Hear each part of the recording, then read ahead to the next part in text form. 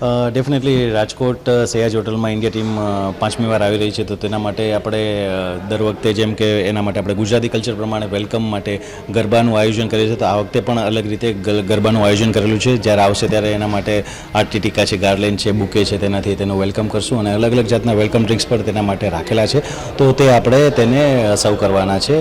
જેમ કે ભોજનની વાત કરું તો 13 તારીખે આપણે તેના માટે સ્પેશિયલ ગુજરાતી ફેસ્ટિવલ રાખેલો છે. જેમ કે સવારે જે બ્રેકફાસ્ટમાં તેના માટે ગાંઠિયા છે, જલેબી છે, થેપલા છે, ઊંધિયું છે, તે અલગ અલગ જાતની આપણે વાનગીઓ પરોસવાના છે. અને જેમ કે બપોરના વાત કરું તો બપોરના આપણે ગુજરાતી થાળી સ્પેશિયલ જે આપણી સયાજીની થાળી છે તે એને પરોસવાના છે.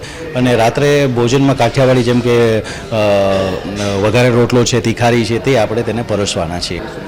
ઓબ્વિયસલી રાજકોટ માટે અમે શું કહેવાય કે ફેવરેટ છે ઇન્ડિયા ટીમનું, અને ઇન્ડિયા ટીમ માટે રાજકોટ લકી છે. તો આ વખતે ડેફિનેટલી આપણે પ્રે કરીએ છીએ કે તે લોકો જીતે અને આપણે તેના માટે વિનિંગ સેરેમની કરી શકીએ.